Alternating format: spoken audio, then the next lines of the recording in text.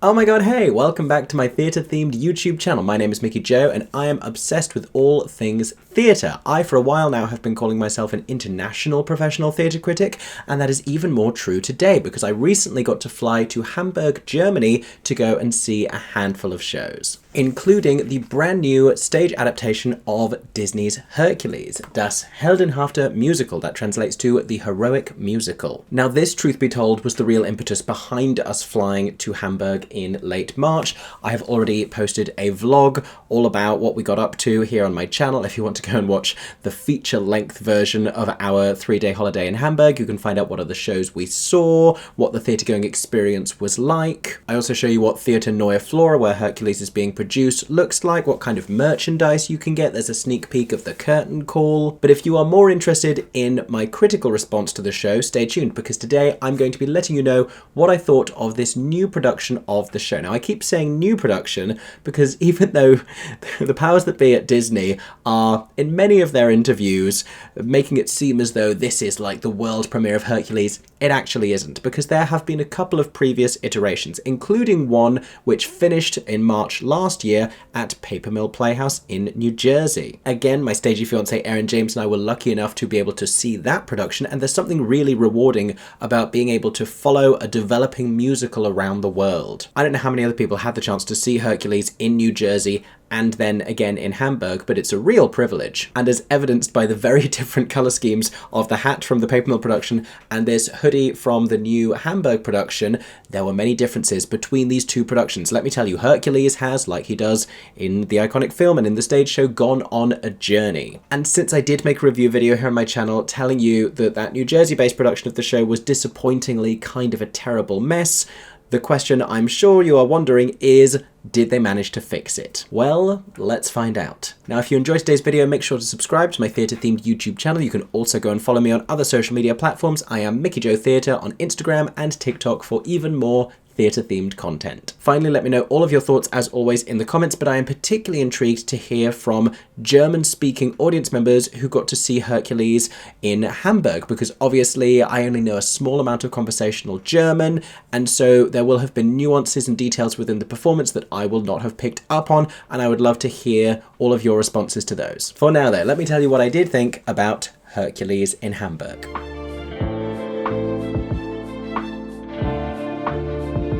Now, commencing as always with context and history, Hercules was a 1997 Disney film based on the Greek mythological character of Hercules/Heracles, the son of Zeus, who for various complex Greek mythological reasons had to undergo a series of arduous trials. This is all sanitized somewhat in the Disney version of the show. I think any child-friendly approach to Greek myths and family trees needs to take a few liberties with the historical interpretation, but it endures as one of the most beloved Disney films, and particularly I feel one of the most beloved Disney soundtracks. So the music written for the film by Alan Menken, of course, the legendary Alan Menken, a composer who also gave us The Little Mermaid and Beauty and the Beast, and Sister Act, the musical on stage, and Little Shop of Horrors. He collaborated here with the lyricist David Zippel, known for his work on stage in City of Angels, in The Goodbye Girl, but also in Andrew Lloyd Webber's Bad Cinderella, which, you know, I've heard of that show. And much as I've talked about the lyrics of Bad Cinderella before, I do think that David Zippel is very rightly recognised for his exceptional work in Hercules. Not only is it fun and whimsical and, where necessary, very emotionally stirring with a song like Go the Distance, but there is such cleverness in so many of the lyrics and how they nod to Greek mythology and just to Latin in general. There is a lyric in Zero to Hero, and it's the Muses stuff that is just littered with the most brilliant, clever references.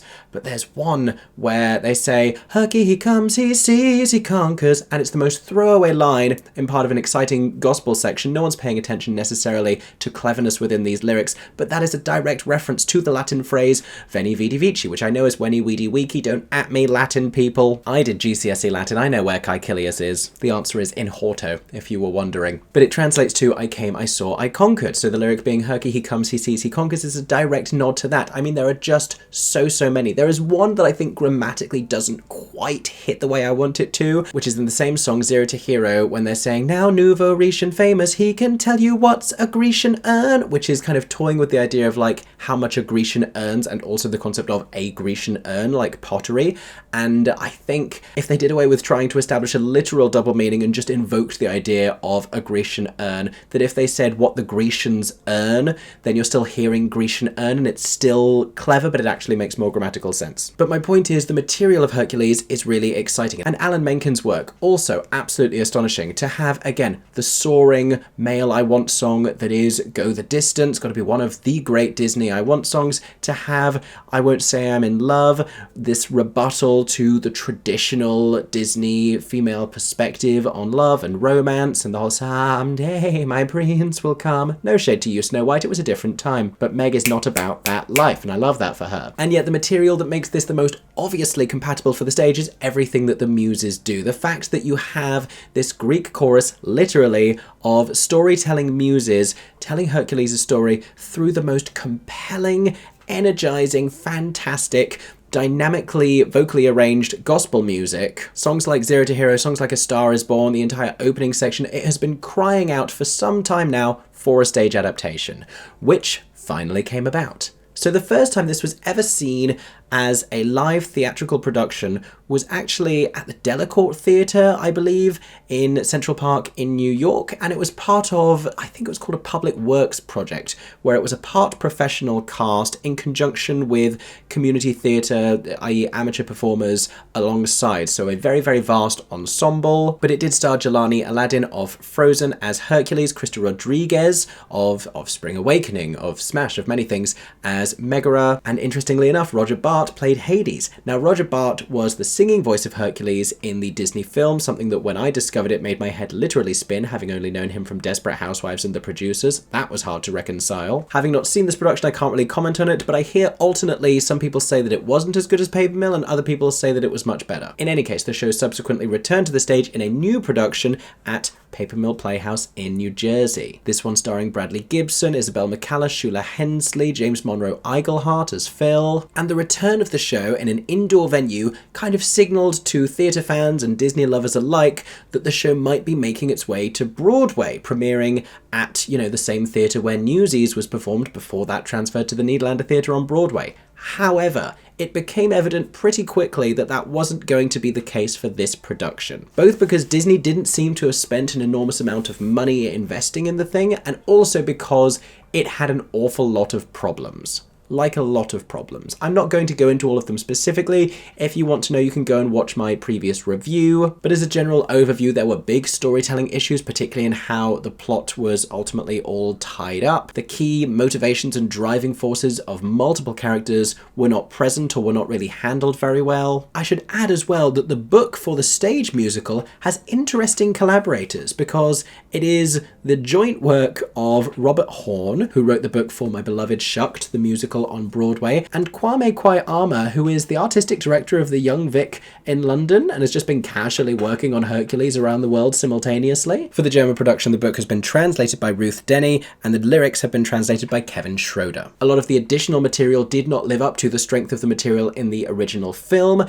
and the way that the material of the original film had been interpreted was a little bit disappointing. Some of the keys had been altered in a way that wasn't as great. The way that these numbers were brought to the stage lacked a certain amount of charm and imagination. The way that the muses were utilized throughout the show in their costuming, in their characterization, and in their staging lacked an enormous amount of whimsy and theatricality. They were nothing on the memory of the muses from the films. Another creative issue seems to be that the choreography, which felt a little bit too contemporary, seemed to be too challenging for the production to be able to deliver the songs at tempo. So a song like Zero to Hero then became needlessly and frustratingly slow. And when you slow down the likes of Bless My Soul, Herc was on a roll, then you may as well be doing it at a late night cabaret bar on a cruise ship after a margarita. Ultimately, the whole thing just lacked the requisite Disney magic and imagination. So when it was announced that the show would be coming back, but with a new creative heading up this creative team, director Casey Nicholaw, Nicholaw, who previously worked on Aladdin, which has just celebrated 10 years on Broadway. Theatre fans and Disney lovers alike were once again very intrigued about the new German production. So, did they manage to fix this new production? Is this version of Hercules going to go the distance? Is it going to make it to Broadway in the West End? Let me tell you by breaking down the improvements and the enduring issues of the show.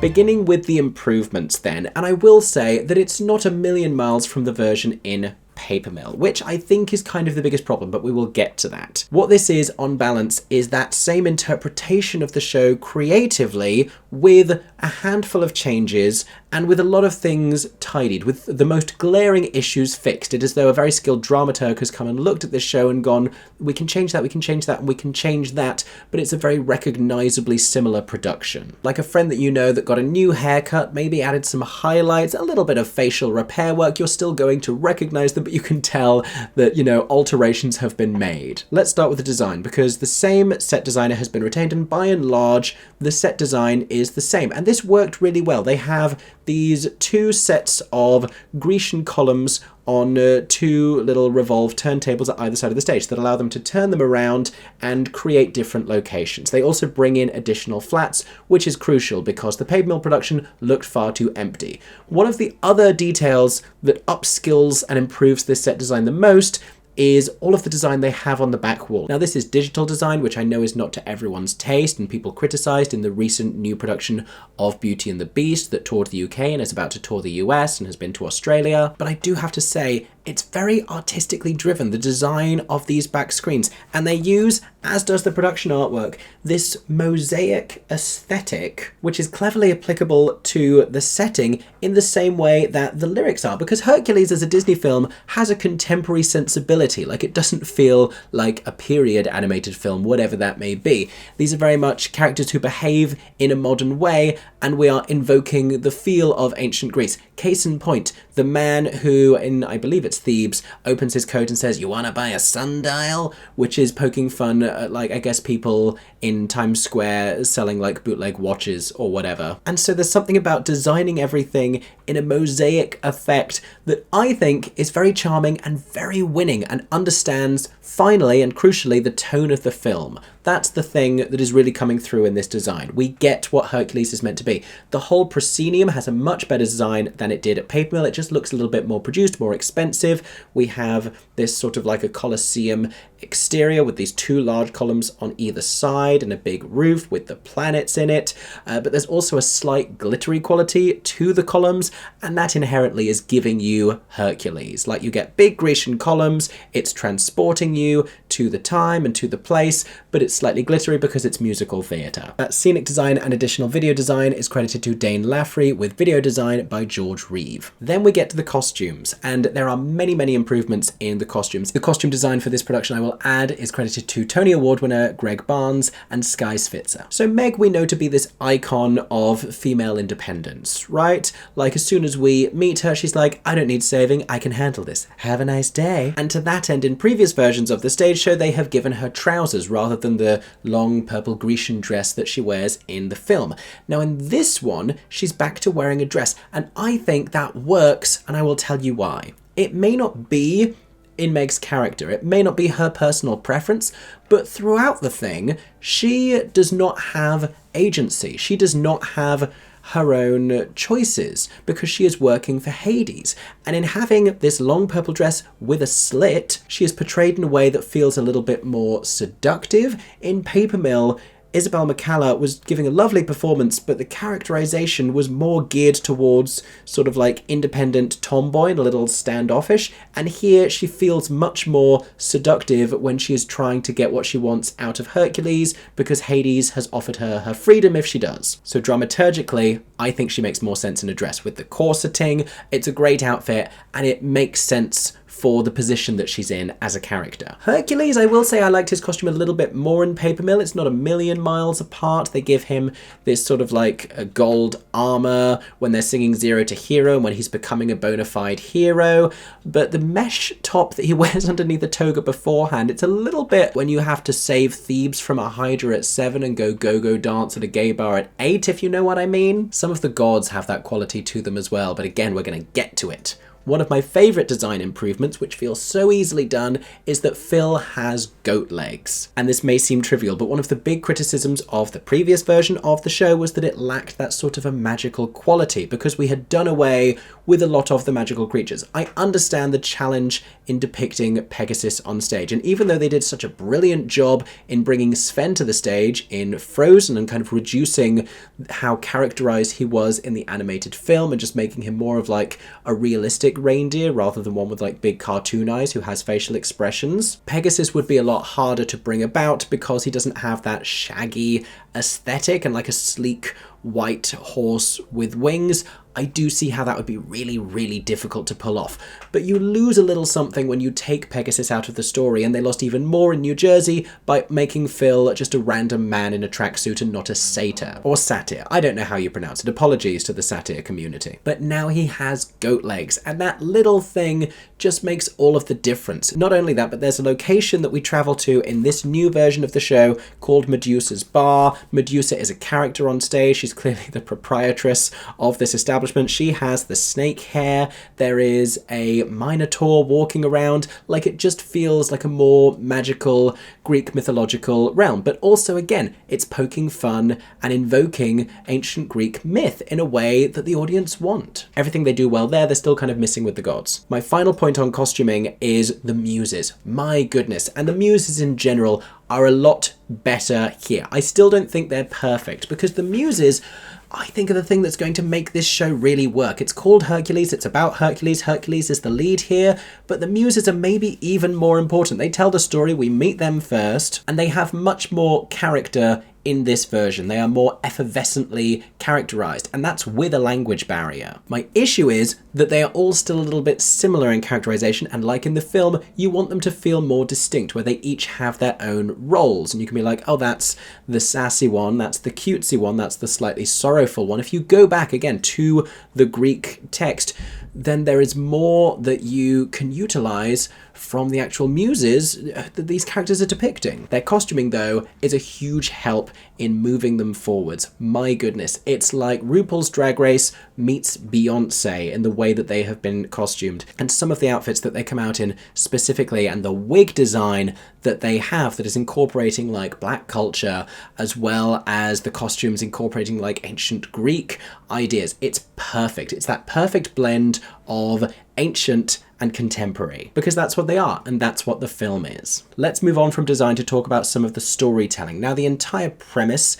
is tidied up just a little bit here, but it's the ending I really want to talk to you about. And if you don't want spoilers, if you haven't seen Hercules, or if you just don't want to know what happens in the stage version, feel free to skip ahead. But in this version of the show, the entire idea of the Titans seems to have been done away with, and we are just back to this power struggle between Zeus and Hades, and we get to see at the beginning the allocation of different realms when Hades is tasked with, serving in the underworld, this being something that Hades absolutely cannot let go of. And though this is obviously a bold departure from the film, I think this is one of those ways in which having a little distance between that version is a good thing, because the Titans challenging to do on stage, and any kind of like this huge final showdown is always difficult to depict. We've seen this in other Disney musicals, like in Beauty and the Beast, like in The Little Mermaid. It's better to minimize it in what ways you can, and what makes more sense here is that Hades himself becomes the big bad at the end, and they have some really cool puppetry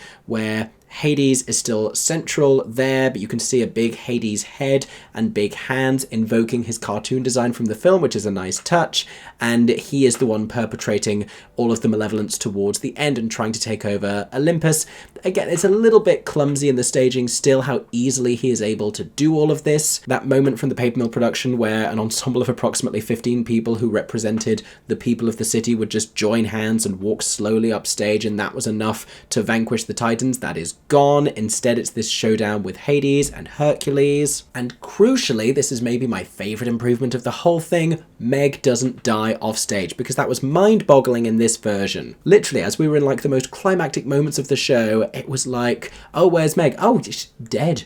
Hades just killed her, which made no sense for a handful of reasons, but it was also hugely disappointing, and it meant that Hercules didn't have this proper motivator because we didn't see him mourning her death, and we do now get to see this sort of a back and forth of her trying to protect him and him trying to protect her, and so we get all of that. The other character motivator was Phil, and we had lost what he really wanted in the Paper Mill version. Now, I don't know, obviously, about the dialogue, because, again, there was a language barrier, but we did see Phil written in the stars at the end of the show as commissioned by the gods, which visibly meant a lot to him, and that was what I wanted in the New Jersey version, because that's his impetus in the film. Or rather, his impetus in the film is to have Hercules written in the stars, and for people to be like, that's Phil's boy.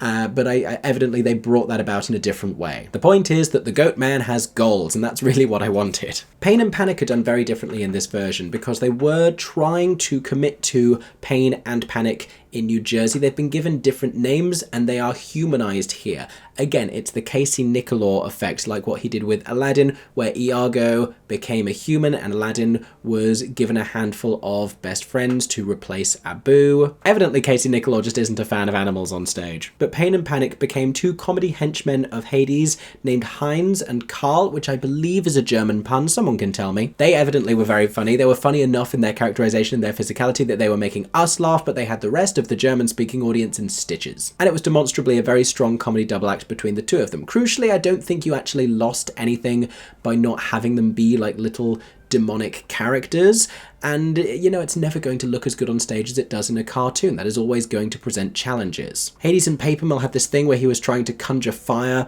with his hands. They don't do that here, but instead we do get this very cool puppetry element where he has this number in the first act and he is periodically cutting the life strings of different souls in the underworld, and we see their soul like a white ghost sheet sort of pulled out of them in a way that's puppeteered. That's a very cool effect. I like that.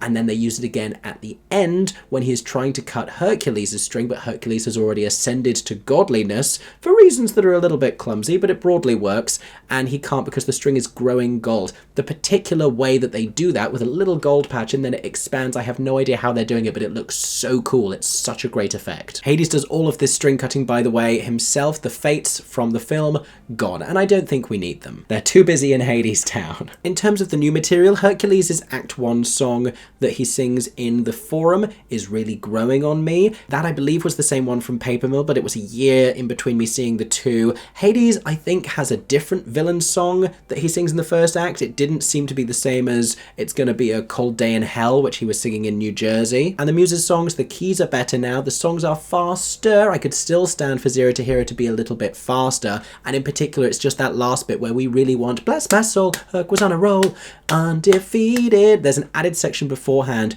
where Phil comes out with a marching band. It again feels very Casey Nicholaw, but then the Muses come out in these like kind of like Beyonce meets Majorette uniforms, I guess, and they're doing this chant and they're singing, we know what you want, we know what you want, and the answer is that we want that fast ending to the song, but it's not quite what we get, and so Act 1 could end with a little bit more panache here. But you may have noticed I'm sort of seamlessly transitioning into things that could be improved, so let's head over to that section now.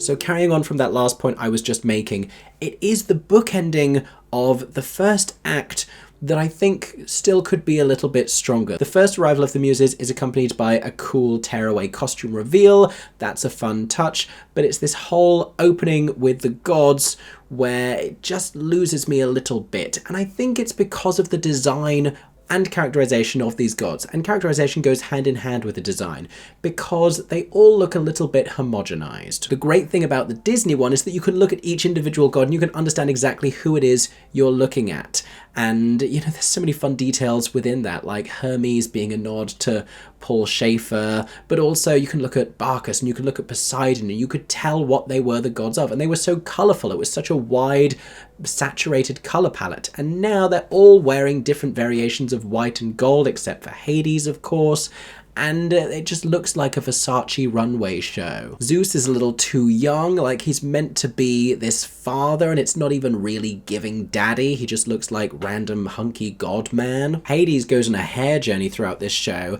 His initial hair is my favorite. It's just tight and blue, and then every time we see him thereafter, because time has passed by the time we get into the main narrative, he has this crazy blue wild hair, the implication being that he's been in the underworld and, you know, he's not having a great time mental health wise, so he's let himself go. It's not invoking fire, it's just, it looks like Mr. Cadbury's parrot. That's a throwback reference for the British people.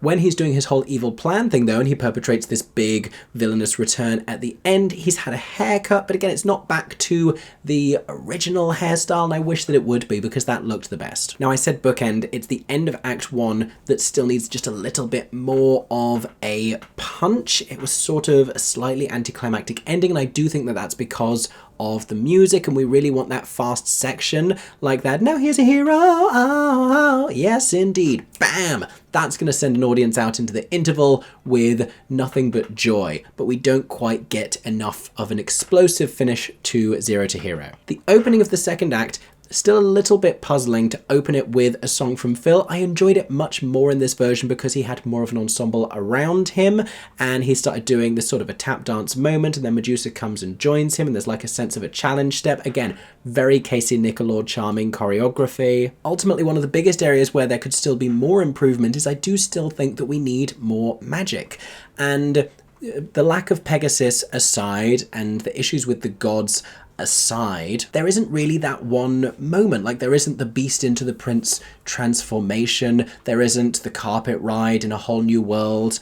Like, I think the Disney shows do have some sense of expectation, even if it's as simple as the transformation in Let It Go, or the brilliant staging of Friend Like Me. Like, we never get quite that much magic on stage, and this is a show about gods and godliness. I liked the use of puppetry. I thought that was brilliant, and I think they can lean into that even more. Give us more puppets throughout the thing. Those puppets have been designed by James Ortiz. Although I do have a puppet-related problem. Not of the puppet itself, other than the fact that it kind of decapitated itself a little bit prematurely, but who among us hasn't in their time? My issue is that Hercules fights a Hydra at some point on his narrative journey when he is trying to become a hero, and he kills it by cutting off its heads.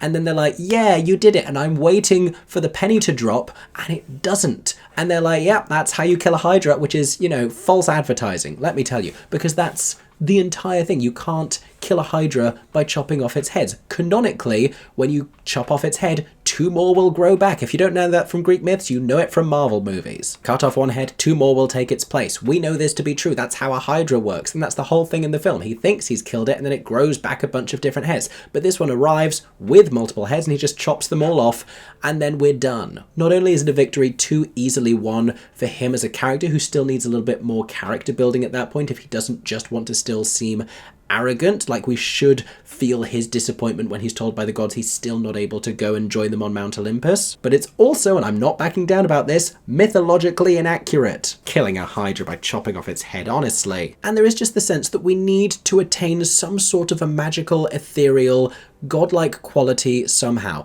Whether the way that we depict Mount Olympus needs to be a little different, they lower this giant gold coin to give it this impact, I guess. But the ending has the same kind of a problem that we had in Paper Mill, where the gods just stood there and Hercules has stood there and everyone's standing around. They all look like very normal people in a very normal setting. I think we could create a few more interesting locations, because otherwise it does begin to feel like a show where people are just all sort of standing on the same level, walking in and out, and just it starts to get a little bit community theatre Hercules, and you want it to feel more upskilled, more magical. It doesn't want to feel like the inevitable down the road touring version of the show that it hasn't been yet. And there are certainly more little things that I could say about this show, but I do want to tell you about the performances of the German cast.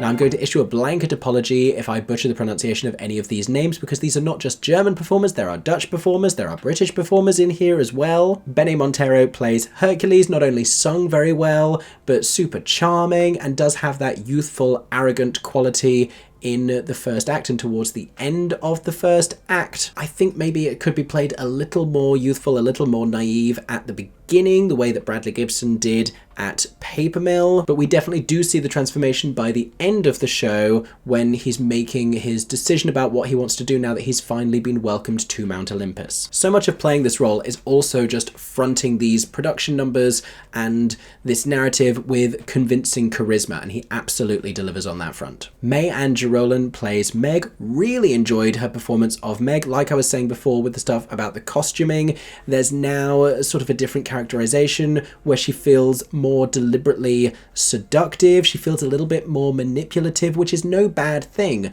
because we warm to her, but we have to believe that she really is trying to do what Hades has told her because she has her own motivations for doing so. I think she can't pull that punch there necessarily, but recognizably from the film, she is still sarcastic and sardonic, and again, the vocals are great. I'm going to tell you just all of the names of the muses, bear with me. So Leslie Behan plays Calliope, Chastity Crisp plays Talia, Winolia Manala plays Terpsichore, Uzo plays Cleo, and Shekinah McFarlane plays Melpomene. Now you may recognize that last name because that's a British performer. Shekinah was recently seen in the UK tour and the London run of Lizzie the Musical. Prior to that was in the West End and touring cast of Six the Musical as Anna of Cleves. And it's very cool to see all of these performers playing the muses all coming from completely different places. That's a very exciting aspect of this production, is the geographical diversity of the cast. On the subject of diversity, I do love that not only do we have black performers as the muses, which is necessitated by the style of the music because it's gospel,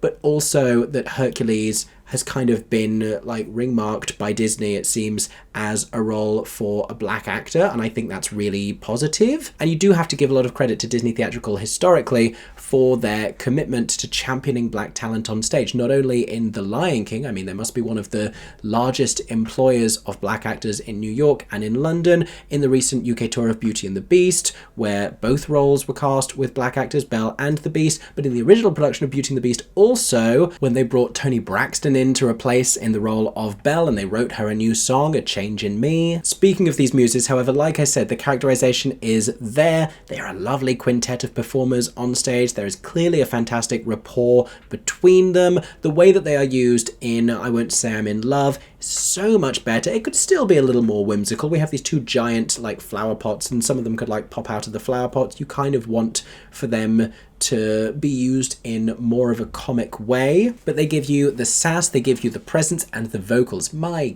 goodness, the vocals. Utterly show-stopping, and that is ultimately the most important factor of their performances. I love that we also get a breadth of vocal options. I mean, it's all about vocal harmony with these 5 voices. So you're going to have someone who giving you those stratospheric high vocal lines, but then also a performer like Shekinah giving you some of that delicious lower range as well. And I love that. When it all comes together, it's just vocal fireworks and it's great. Hades was performed by Detlef Liestenschneider, who absolutely had the entire audience laughing and had a characterization and a comic delivery that again transcended the language barrier. You could tell that he was being really funny. Obviously we could not understand the majority of the dialogue, but it was still very funny. And that's the right way to pitch Hades. I think there's very little legitimate villainy in it. If you go back to James Woods in the film and his performance of the cartoon version, then obviously there are moments where Hades gets more hot-headed and irrational and angry and does evil things, but it's almost entirely comedy driven, and that's what works. Heinz and Carl were played by Andre Heidecker and Mario Sicocchio, and again,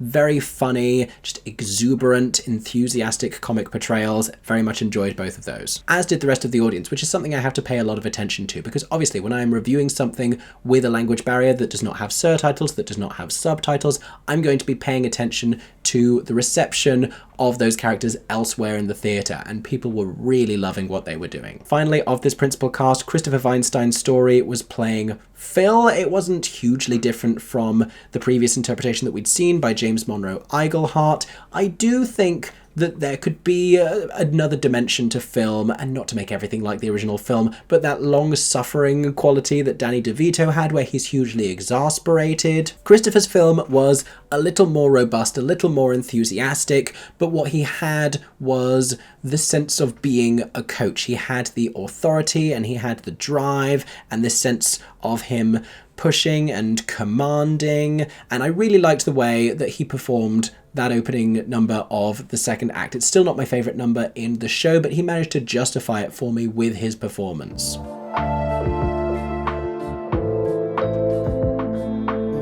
So what is next then for Hercules? Well, the rumour that I'm hearing is that it might be next heading to London's West End. I know everyone was speculating about whether it was going to be seen at Theatre Royal Drury Lane. Now that Frozen is closing there, would Disney want to retain that theatre? And presently, I just don't think that this is a big or grand enough production to justify that huge an auditorium. They would have to do something like Shrek did, where they flew in a dragon puppet from the upper circle, or like Frozen did, where they have this enormous proscenium and, you know, these fantastic sets that they were bringing in and this huge ensemble. I just don't think Hercules is big enough for Drury Lane yet, but it wouldn't surprise me if we did see it somewhere in the West End and then subsequently heading to Broadway. And the template of this show as it currently is functional. It works. It works as well as Aladdin works on stage. It probably works as well as Frozen works on stage. I think Disney have perhaps become a little bit more unadventurous in recent years than when they were bringing The Lion King to the stage with a huge amount of creativity and trust in that creative team and their very bold vision in something like Beauty and the Beast, in something like a Mary Poppins, which obviously was produced by Sir Cameron Mackintosh and took a very bold departure from the film. I think there's a very difficult line they have to tread in understanding the film and the nostalgia and why that works and what people are going to want from a Hercules stage show, but also standing apart well enough to function as a piece of compelling theatre. And Hercules is moving towards that, but I don't know if we're all the way there yet. But with a little bit more magic, perhaps we will be. In any case, those have been my thoughts about Hercules in Hamburg at Theater Neue Flora. Like I said, if you want to see more about the show and the merchandise and what the theatre is like, go check out my recent vlog here on my channel where we spent 3 days in Hamburg, Germany, and find out what other shows we saw and which reviews you can look forward to very soon. In the meantime, thank you so much for watching this video. I hope you've enjoyed. If you have been to see Hercules at Theater Neue Flora in Hamburg, particularly if you are a German speaker, please comment down below with all of your thoughts and insights into this show. I hope that everyone is staying safe and that you have a stagey day. For 10 more seconds, I'm MickeyJoTheatre. Oh my god, hey, thanks for watching, have a stagey day. Subscribe!